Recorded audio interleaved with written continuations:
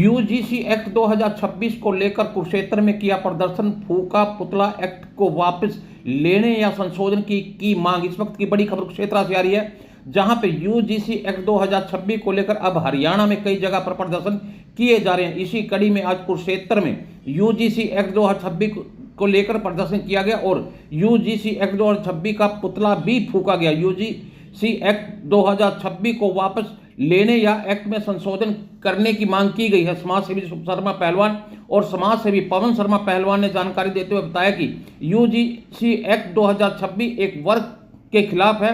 उन्होंने कहा कि जो दोषी है उसको सजा जरूर मिलनी चाहिए, लेकिन इस एक्ट में सिर्फ एक वर्ग को टारगेट किया गया है, इसलिए वह चाहते हैं कि इस एक्ट को वापस लिया जाए या इस एक्ट के अंदर संशोधन किया जाए। उन्होंने कहा कि इस एक्ट की वजह से आपसी भाईचारा भी खराब होने की उम्मीद है।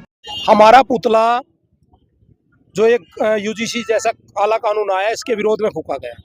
हमारा किसी से कोई विरोध नहीं है। एक भ्रामक प्रचार किया जा रहा है भी ओबीसी को इसमें शामिल किया जा रहा है, इसलिए सामान्य वर्ग इससे अपनी वो समझ रहा है, लेकिन ऐसी कोई बात नहीं है। हमने सिर्फ इतना कहा है कि ये जो काला कानून है ये किसी को भी आप शामिल करो, लेकिन जो पीड़ित व्यक्ति है या जो पीड़ा देने वाला है, कम से कम भी हमारे कोर्ट हो, चाहे हमारा ग्रामीण स्तर से देखो, आप विधानसभा स्तर से देखो, सांसद स्तर से देखो, या आप किसी भी हरियाणा के किसी भी उससे देखो जहां पंचायत सिस्टम होता है, तो कहीं भी ऐसा कानून नहीं है कि भी किसी व्यक्ति की बात ना सुनी जाती हो। हमारे यहाँ बिल्कुल एक ऐसी प्रणाली है जो आदि काल से चली आ रही है। बीच कोई पीड़ित करने वाला है, जो कोई पीड़ा पाने वाला है, दोनों की बातें सुनी जाती है और दोनों की बात सुनने के पश्चात निर्णय लिया जाता है, जो हमारे थाने तहसील कोई भी चीज है।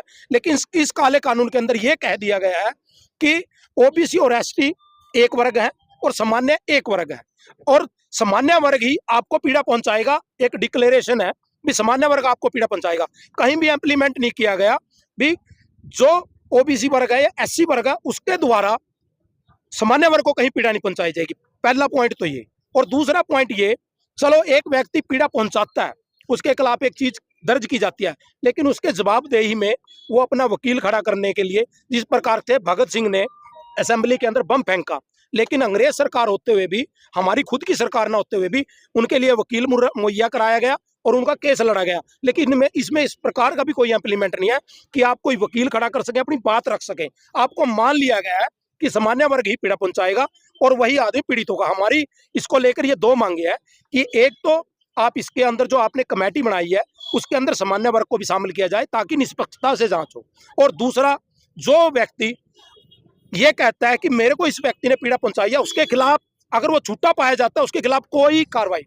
तो हम ये चाहते हैं कि इस प्रकार से तो और ज्यादा उसका हौसला बढ़ेगा जो गलत करने वाला। मैं ये मानता हूं किसी भी जाति और किसी भी धर्म में कोई ऐसे व्यक्ति नहीं है कि सभी अच्छे हों और सभी बुरे हों, लेकिन जो बुरे लोग हैं ये इस प्रकार के कानूनों का फायदा उठाएंगे और लोगों की जिंदगियों को बर्बाद करेंगे। तो उनके लिए इस प्रकार का कानून भी होना चाहिए कि भी अगर आप झूठी शिकायत करते पाए जाते हो, सेम इसी एजिट धारा में आपके खिलाफ भी केस दर्ज होगा। हमारा यही है, सरकारी जो ये यूजीसी का कानून है इसको वापस करके नए सिरे से, अगर लगता है कि स्कूल कॉलेजों में जाति आधार पर इस प्रकार की लोगों को उत्पीड़न सहना पड़ता है, तो हम चाहते हैं कि उत्पीड़न बंद हो, चाहे वो किसी भी जाति वर्ग के साथ हो रही है, लेकिन इस प्रकार से बनाया जाए कि उसमें कोई भी वर्ग अगर उत्पीड़न होता है तो उसको अधिकार मिले। ये ना हो कि आप एक वोट बैंक के लिए आपसी भाईचारा भी खराब करते हैं।